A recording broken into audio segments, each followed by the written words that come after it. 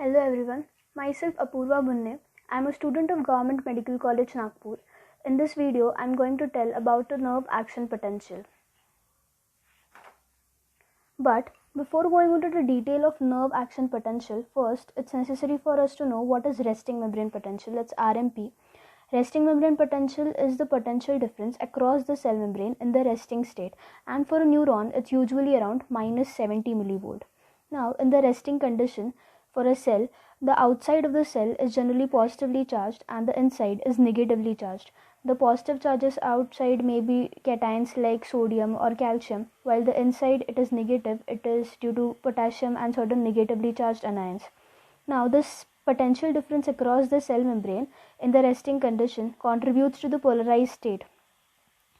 When the polarized state is disturbed due to any kind of stimulus, it leads to the development of action potential or a nerve impulse in simple terms. Basically, neurons use neurotransmitters as a signal to communicate with each other, but they use action potential to propagate the signal within the cell. Now, what is this action potential? Action potential is defined as the electrical changes that occur in the resting membrane potential when the neuron is stimulated. It's basically the disturbances in the resting membrane potential. Now moving into the detail of action potential, let's start with the action potential curve. So this is the action potential curve, the time in milliseconds on the x-axis, while the amplitude on the y-axis. This minus 70 millivolt here shows the resting membrane potential of the neuron, and this is the stimulus. Whenever there is a stimulus, there is a latent period and three phases of it.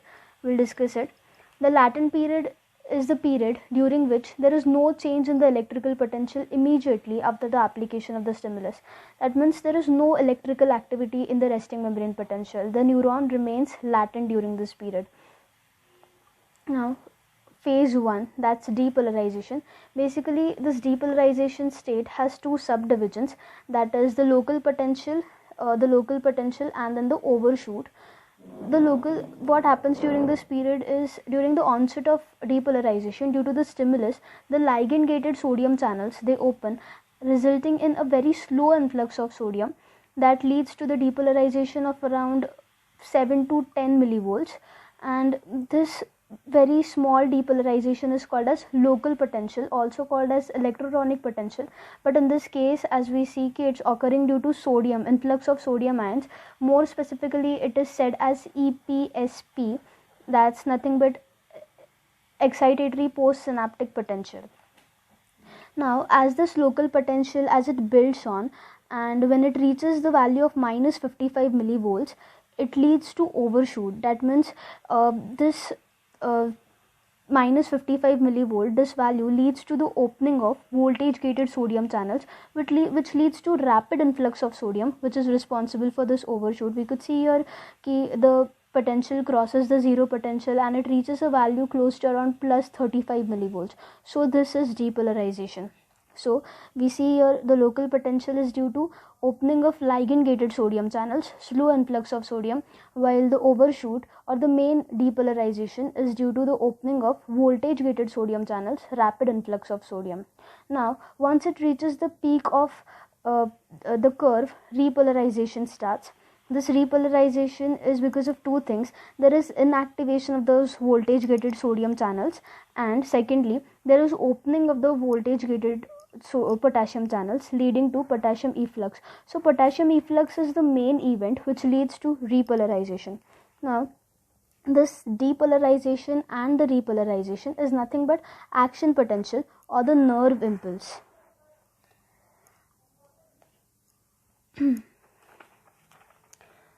But even after the nerve impulse, some potassium channels, some voltage gated potassium channels, they still remain open, leading to further potassium efflux. And this further potassium efflux leads to the potential become even more negative. It reaches close to around minus 90 millivolt, and so it's called as hyperpolarization phase. It's called hyperpolarization for a reason, because the membrane becomes highly polarized. It becomes even more negative than the original resting membrane potential, and this hyperpolarization leads to the inhibition of the action potential or the nerve impulse. After some time, this potassium channels, voltage gated potassium channels which were opened, they start closing, and this leads to gradual restoration of the resting membrane potential. Now in this action potential curve, we need to remember three very important values. Firstly, we must remember the resting membrane potential of a neuron, and that's close to around minus 70 millivolt. The firing level, that means the point at which the overshoot occurs, that's minus 55 millivolt for a neuron, and the potential at which there is end of depolarization or the start of repolarization is the it's plus 35 millivolt for a neuron. So these three values, it's very important for us to remember this. So this is about the action potential. Now a very important concept of refractory period, but before going into the detail of refractory period, it's very important for us to know what a few things about voltage gated sodium channels, the gate concept about it. Now see, this is the bilayer cell membrane of the neuron, this is the outer side of it, this is the inner side of it, and this is the sodium channel. The sodium enters through these channels. On the outer, and this sodium channel is basically gated, we say it voltage gated, so it has two gates. The outer gate is called as the M gate, which is also called as the activation gate, while the inner gate is the H gate, which is called as the inactivation gate. So the sodium channel has two gates, the M gate on the outer side of it and the H gate on the inner side of it. The H gate called as M gate called as activation gate, and the H gate called as inactivation gate. In the resting state, we know that the sodium channels are closed, and the sodium channels are closed because the M gate is closed. Even though the H gate here is closed, but as the M gate is closed, the net result being there is no sodium influx. There is no sodium influx in the resting state because the M gate here is closed. Now in the depolarization state, which is the active state, we know the sodium channels are open. It is because both the M gate as well as H gate are open, and that leads to sodium influx. So the net result being sodium influx in the depolarization state.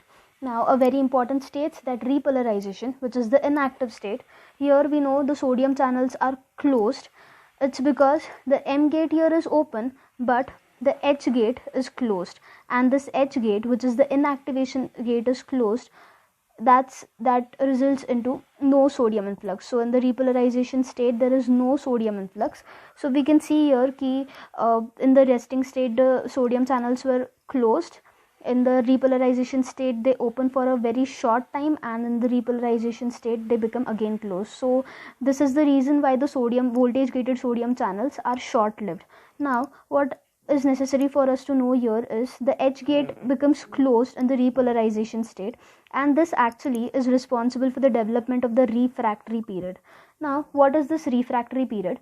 Refractory period is basically the period during which if we stimulate the neuron, it will not respond no matter whatever stimulus of whatever strength is given. That means the neuron is going to become refractory. It's kind of insensitive to any kind of stimulus which we give. Now what is the reason for it? As discussed just now, the reason for is the inactivation of this H gate, inactivation of the sodium channels by the H gate, which is also called as the inactivation gate.